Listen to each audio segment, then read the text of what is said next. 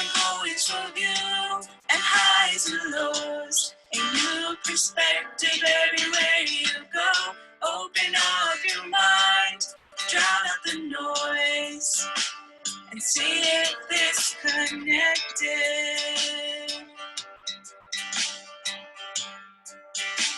And see if this connected.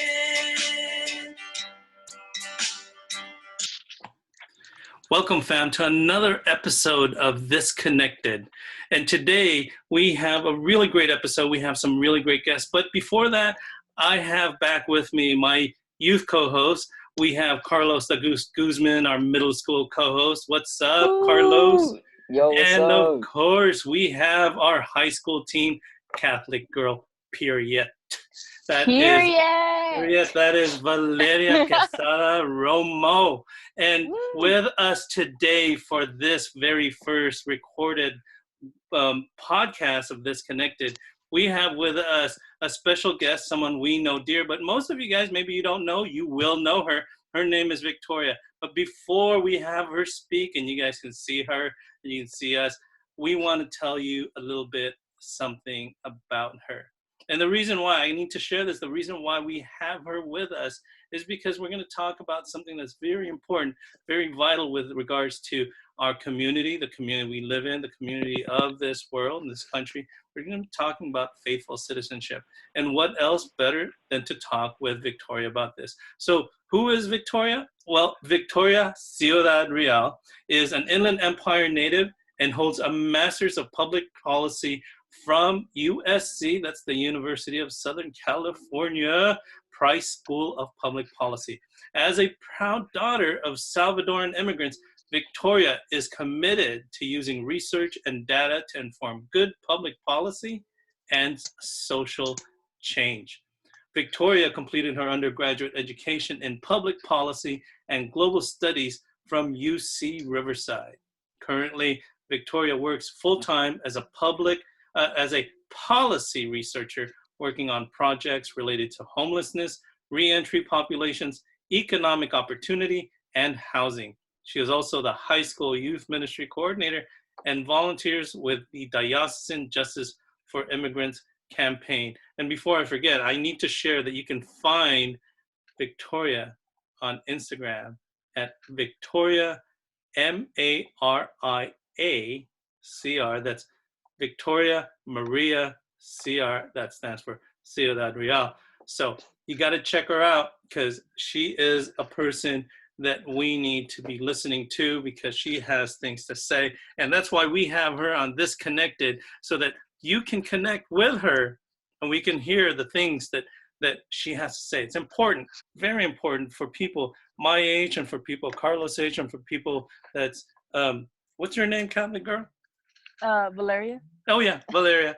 For people like Valeria who has a couple of years to go before she is of that age, that adult age, that's right, period, to share with them and to share with us the important information that you have. So welcome to the podcast, Victoria.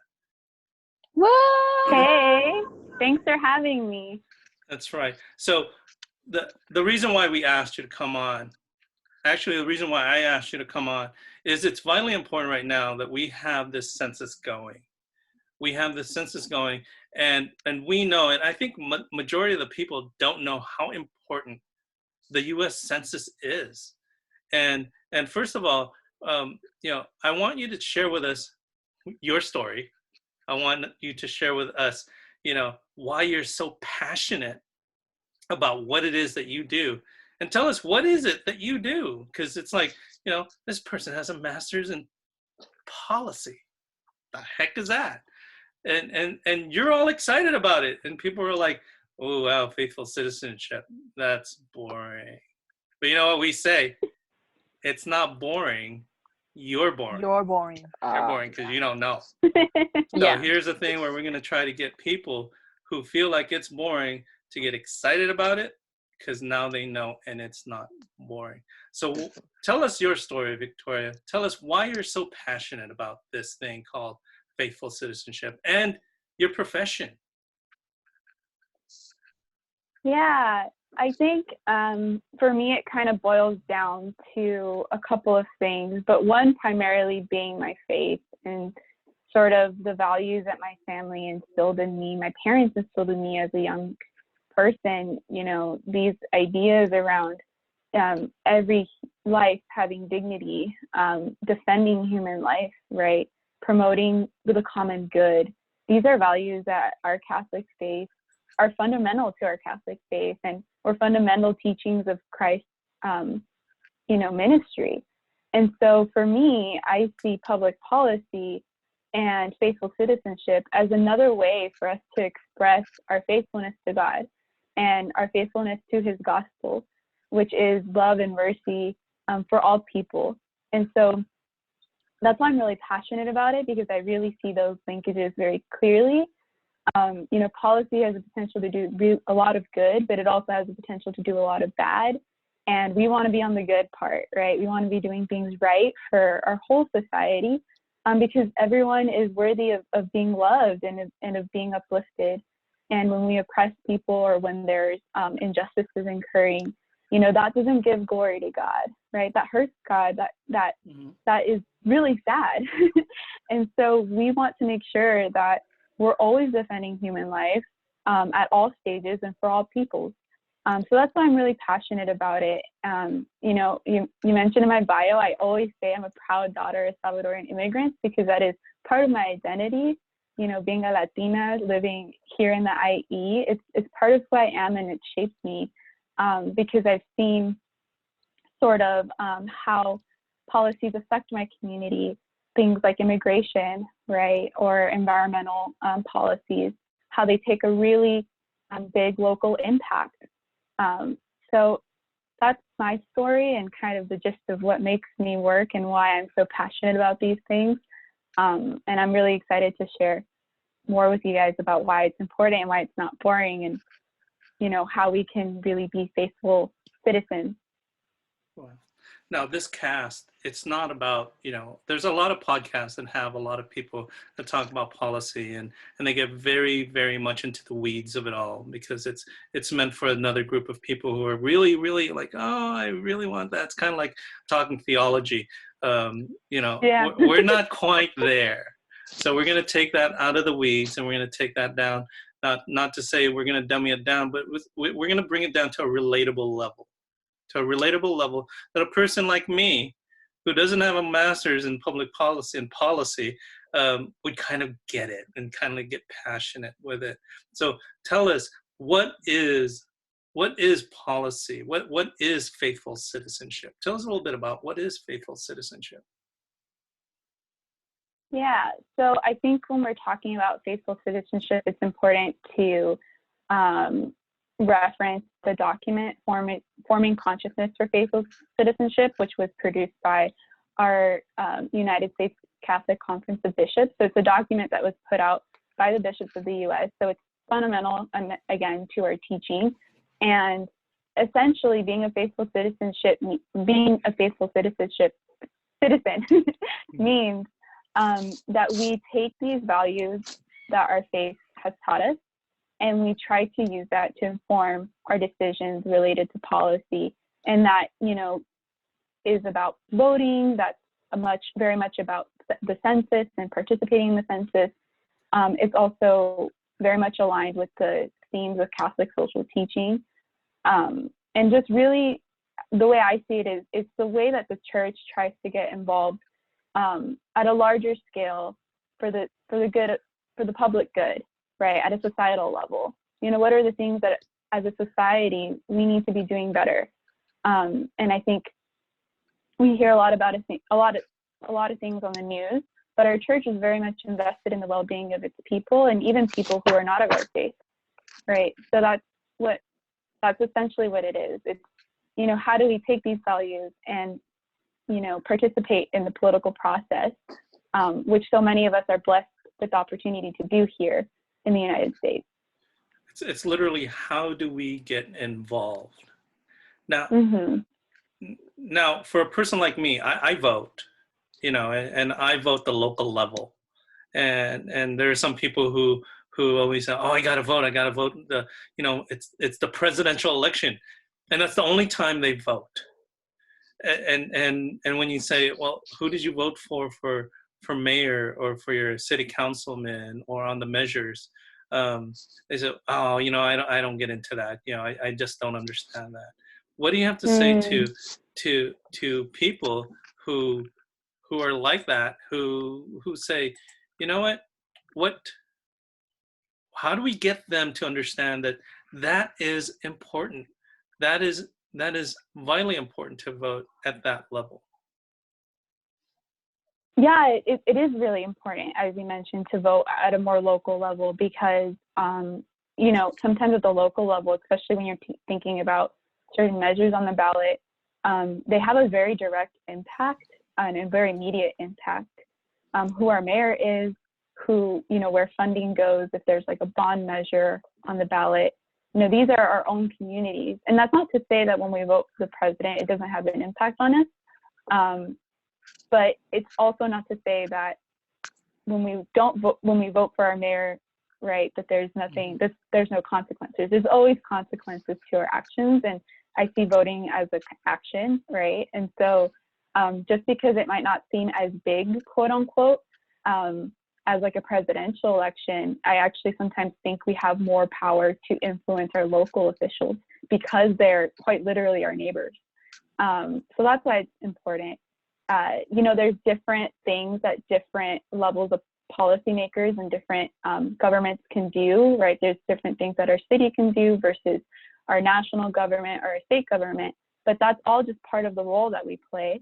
And it doesn't make anyone any less important. And, I totally get it. It is really hard. There's a lot that goes into voting and, it just demands a lot of us. It demands us to really think a lot about what is good, what is wrong. It demands that we put a lot of effort into researching, right? You should be informed, an informed voter. And so I get it. It can be kind of confusing, or just a lot to ask. But I mean, when Jesus asks us things, they're not always easy, right? Or when the church asks us to do things, it's not always easy. So in the same way, I think, people should consider that with voting. Just because it's not easy doesn't mean we don't do it.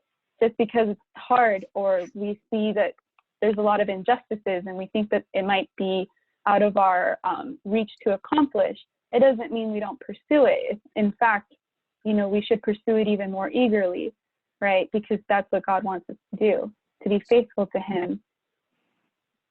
To be faithful to Him, to be faithful citizens of not just this country, but of this world, because it's our actions. Yeah. Actually, it affects the entire world. And I think I always look at that, and sometimes we vote, and it's like, oh, it affects my community, it affects my state, it affects my country, and we stop there.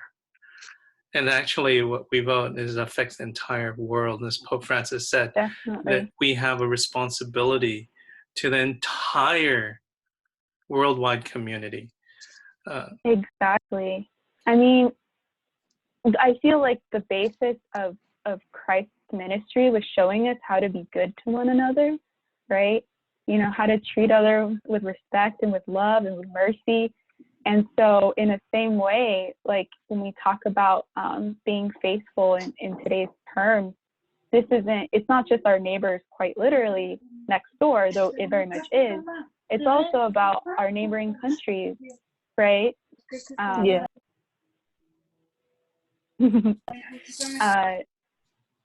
So that's why Pope Francis, I think, has done such a great job in terms of really urging us to not just think about ourselves and the impact that we might be feeling, but to really open our hearts to be more compassionate to what our brothers and sisters around the globe might be experiencing and how we can, experience solidarity and really live that theme of social teaching more fully. Now, your master's is in public policy, and you currently work with projects related to homelessness and reentry populations. That whole thing regards to reentry populations. What is reentry populations? Yeah. So reentry populations are folks that, might have been incarcerated, might have been in jail or in prison, that are re-entering society. And what we know about these populations is that oftentimes when they, have done their time, after doing something that was not right, when they try to re-enter society, they're faced with a lot of barriers, and there's a lot of stigma. A lot of people, I think, a more famous example of a person that works with re-entry populations more directly is Father Greg Boyle, a Jesuit priest in Los Angeles. So re-entry, but also he works with gang members or ex-gang members. So anyways, that is kind of re-entry in terms of the area that I kind of focus on. I don't work directly with these people, but I do work on policies that can affect them in terms of their chances at getting hired and just looking at opportunities that they might, expanding opportunities to this population. So it's you're literally living out the Beatitudes. You're literally, that's really nice of you to say. You're literally having an opportunity to live out Beatitudes. You're working with projects with homeless, with incarcerated, giving people economic opportunities, giving and looking at housing. What a beautiful profession that you've entered. Now, with regards to faithful citizenship, I know it's a deep thing, and I want to give an opportunity for our young co-hosts to try to to stump you with a couple of their questions, because they have some mischievous questions going on here. But I was asked that question. Hey, Mr. Arnell, what's this? I was like, well, you should ask her. And so let's see what that question is. Go ahead. Okay, so it was my question that I asked Arnell, and my question was, what does subsidiarity and solidarity mean, and why should it mean to us? Yeah, those are excellent questions, and they are hard questions. I'll answer the easier one first. So solidarity, because I already mentioned it. So my own definition of solidarity is, I think an example might be even better. So if, for example, when we look at the Bible, right, the Good Samaritan, we see that there was a person out on the road who was, sick, who needed help, and the first two people that passed by him did nothing, right?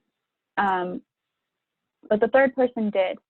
And so sometimes solidarity is direct action. So like in this case, for example, the person showed solidarity and compassion really and helped the person, even though it didn't affect them, even though he literally didn't need to.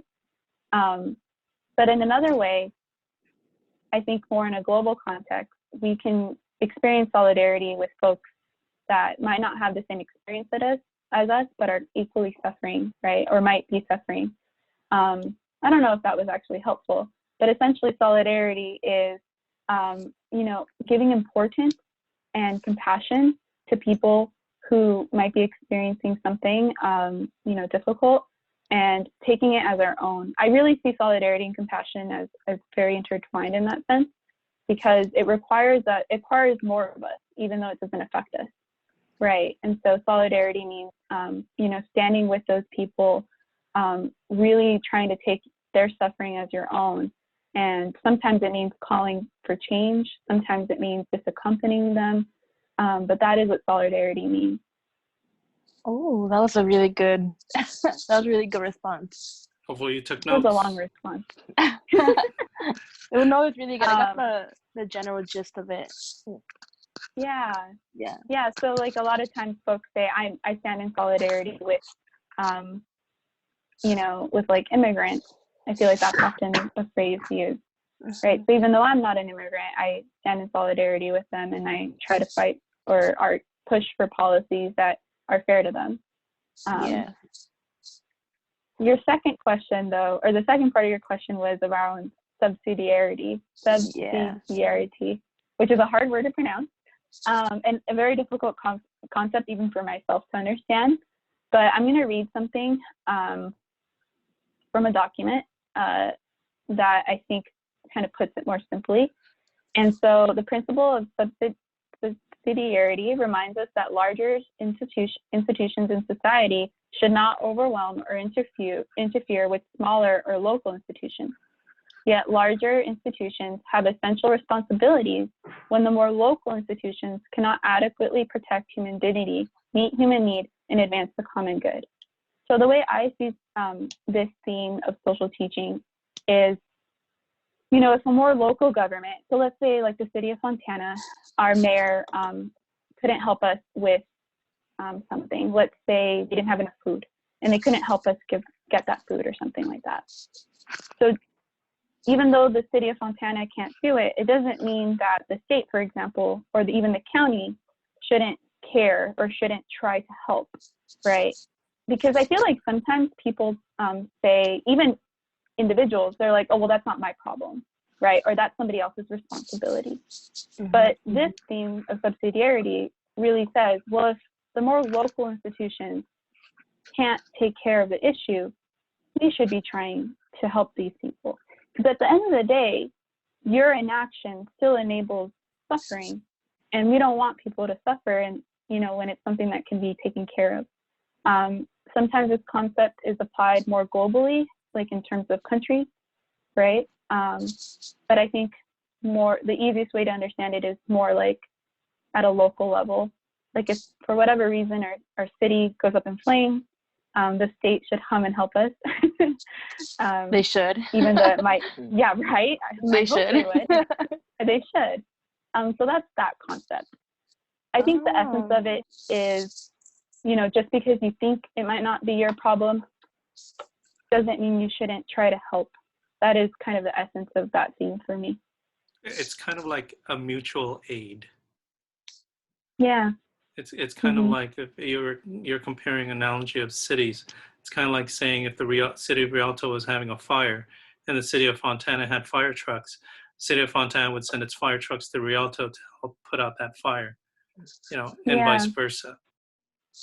Yeah, and you'll notice kind of, yeah, and you'll notice that a lot of these, you know, in the tenets of Catholic social teaching, they all are interlinked, right? It's all about compassion and about loving one another very fully and being your brother's keeper and loving thy neighbor.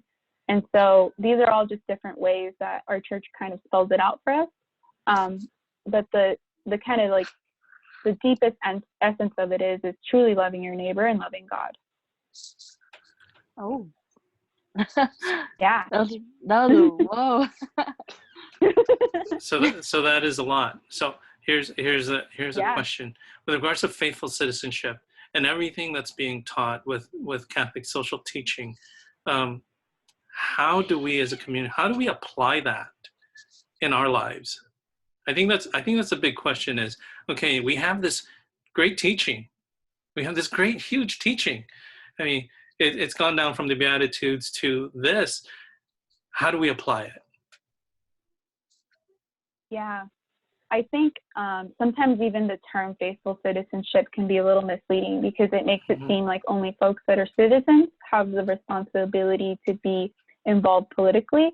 But no, we all are called to participate in the ways that we can, right? Not all of us are going to be political activists, right? Not all of us are going to have jobs as policy researchers as the one that I chose. But we all do have our own responsibilities or capabilities to participate in the political process. And so I think, number one, you need to be informed, right? I know the news can be super depressing sometimes because there's a lot of bad stuff out there. But honestly, this is the world we live in it. And because it's sad to hear the news, it means we only have to love it even more. So, you know, the first thing is we need to be informed. And I know that there's a lot of misinformation kind of being spread. Do a quick Google search if something just seems really crazy. I think that's also a part of it, right? Making sure we're informed with the proper facts and making sure we're not being misled. Because I really do think that, you know, the evil one is trying to really work through misinformation nowadays. And so we also need to be on guard with that. But that would be like, I think the most basic thing we could be doing right now is being informed. You know, then more broadly or more intently speaking with like politics and the policy process, for those of us who are citizens, we can vote. So I think it's really important for us to be informed voters and to participate in every cycle that is an election cycle that is available to us. And I say informed, right? Because we need to be informed. Don't just guess, as tempting as it could be. But also, there's a lot of ways that we can engage our policymakers even outside of voting. So in an episode that we did earlier in season 1, I think it was episode 4, we talked about advocacy. And so if we engage in advocacy, we can, write to our local government officials. We can call them. We can basically talk to them and say, hey, we think this is a really good idea, or we think this is a really bad idea. But that requires us to be informed in terms of, the stuff that's going on. Or if they're not doing anything and we think they should be doing something on an issue that's really important, like if we think our city should be doing more on homelessness. I'm just giving examples. We should be telling our mayor, hey, you should be doing more on homelessness, right? It's not just in voting where we have the opportunity to influence. We can also talk to them and send emails and call and try to schedule meetings. So that's kind of advocacy. And I think a final way, which is very relevant, or not, it's not the final way, but another way that we can, be faithful citizens is to participate in the census. As weird as that sounds, it's really, really important because this helps us get information at a national level. And without knowing how many people, live here and, what your housing is like and all those different questions that they ask you, it's really hard to run a nation. It's really hard to run a city without knowing how many people live in your city. Imagine if, you lived in a really big house, right? And you had so many rooms that you didn't know how many guests you had. Actually, let's say you had a hotel. There you go. And you had a bunch of guests there. And you didn't know how many people were staying. That sounds crazy. How could you run a hotel, right? So we need to know, we need to know this information because based off of that, a lot of funding, for example, gets distributed according to the population. So that means more funding for schools, more funding for free lunch programs, more money for parks and stuff like that. So I'll stop there because I can talk about the census for a long time because I use a lot of census data in my own research, but it's not as fun to talk about. I think I love how you brought that around because I didn't have to bring that back around with regards to the census. And I love your analogy of the hotel because if you are a hotel owner, you need to know how many people are staying at your hotel so you can order enough supplies so that you can provide enough towels. And God forbid you run out of toilet paper. Which is a commodity right now, right? So if you don't have enough toilet paper, then you're ending up, with a lot of people without toilet paper. Let's not get graphic. But but with regards to the census, I love that analogy because we need to know how many people are living in our hotel, how many people are coming to our hotel so that we can provide them the opportunities, the services, the appropriate number of things so that it does meet everybody's needs. So it really helps the government serve us better. To be quite frank, the government is a vessel of service, right? And we're the people. And it's not to say that, we, boss them around, but essentially we are their boss, right? Yeah. And they're meant to serve us and serve the public good. And so without that information, it's really hard for them to do their job. And the examples Arnell gave and the ones that I gave are just, I think, the surface of how, decisions are made, especially with funding and resources. So, the census is important. Go to my2020census.gov, I think is the website. Yeah. You can still fill it out. It's like 10 minutes, super easy. My family and I did it, and it was great. That's right. Easy. Be counted. Make sure you are counted. Now here, the Sunday's gospel is the Road to Emmaus, one of my favorite. And so my question to you in the Road to Emmaus, who did you encounter to get so passionate? What was your encounter to get this passionate about what you're doing? You know, it's hard to say one moment, but I think I can pinpoint to two. So I think the first one was when I was 8 years old, I went to El Salvador for the first time. I'd never been there. And it was a completely different world. And I feel like for a lot of folks who come from immigrant families, they have similar experiences.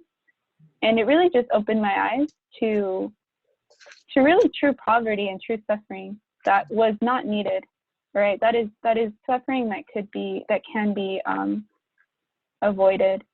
And so at a very young age, I became very aware that lack of good policy and lack of good government, or government that has the interest of its people, has really serious consequences. And, you know, these people did nothing to deserve that, right? Or they don't, right? They were just happened to be born there.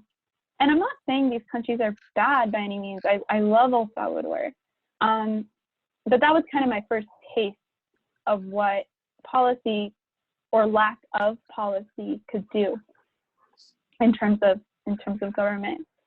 Because there was just no other explanation in my head in terms of like why is it that I had, you know, lived like this and they lived like that.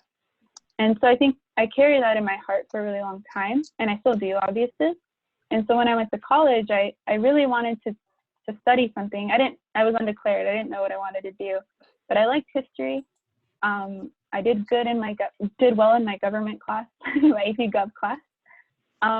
And so I thought, you know, maybe I should start learning more about, you know, global dynamics and also policy, just to see, you know, what is it more about. And the more I learned about it, the more I felt God calling me into this space.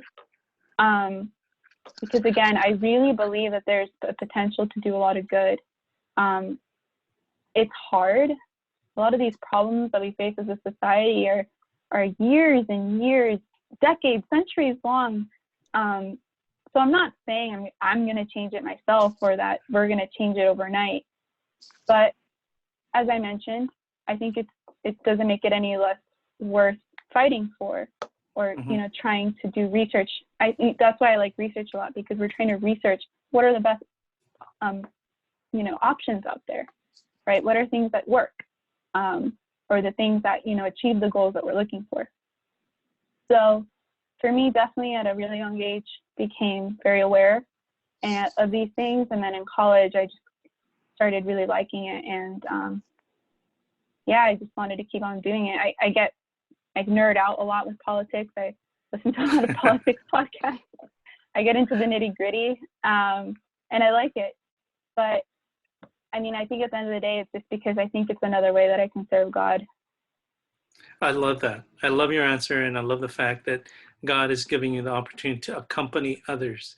You know, it's not as much in that walk to Emmaus is that encounter with Jesus, and you have that by Him allowing you to see the impoverished, the people who need, and put that and planted a seed in your heart.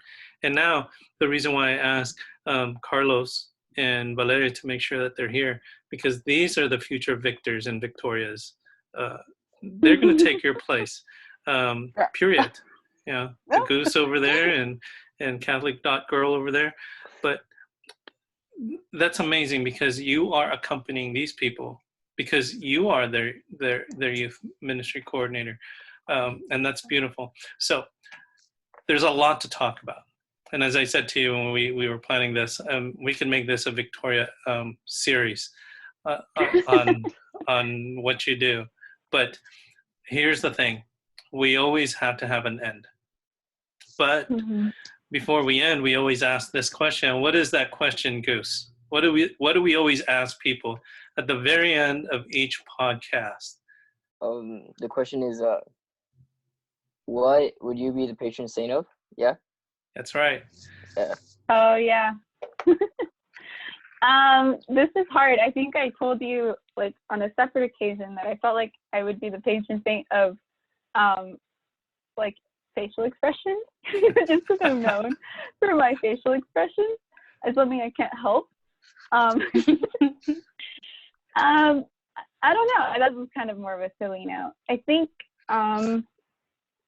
if God willing, if I'm ever a saint, or if I can fully live out this call that God has for each one of us to be holy, I guess maybe I would be the patron saint of like policymakers. There's probably one out there already, but I would hope so, or something similar to that. Just because they need a lot of prayer and they need a lot of guidance. We forget sometimes that they're people, right? And we're not perfect. Mm-hmm. And that's why our world is so broken. So in a similar way, I think I would like to be the patron saint of policymakers, to help guide them and to make sure that they always have the common good at their heart. Wow, that's beautiful. Ooh. And I always try to envision what your statue is going to be looking like with a bunch of manuals and papers surrounding you. And I still picture your face, Saint Victoria Ciudad Real, patron saint of policymakers, and you have that quirky face that gives everyone a smile. I was teasing you when we were talking about this, that when that happens, I'm going to make sure that the person who is making, you're not going to get a statue. It's going to be an icon. It's going to be iconography that has the faces. That's going to be so cool. Maybe I'll make one already. Oh, man. Yeah, that's going to be so cool. But it's anyways. part of how God made me, I guess. Thank you so much, Victoria, for coming on the podcast.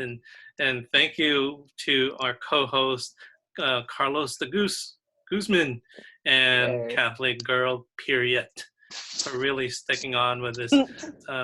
This is a great opportunity for all of us to get together, to learn, and to learn from you, Victoria. Thank you so much for blessing us on this part of this podcast. So, as usual, Can I just say one last thing? Yes, please. I think I just want to say one last thing, because it's like the most common misconception when it comes to faithful citizenship. The church is not partisan. So Yes. It's not easy to just choose one party and vote that way. It's not that. It's about really trying to align your heart and your conscience towards what God wants and what God would want to see in his people.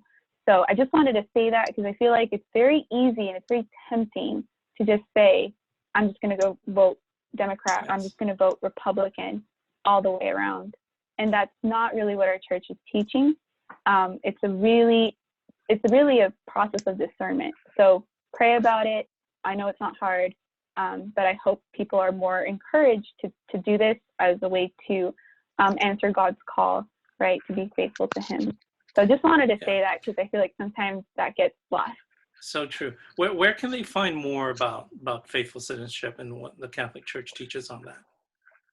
Yeah, I would say definitely check out the USCCB website. If you Google faithful citizenship, USCCB, or Catholic, it's one of the first things that comes up. They have a lot of resources there, including in Spanish and English. I would say also get familiar with the themes of Catholic social teaching. Again, that is also found on the USCCB website. Yeah, I would say those are the two primary resources.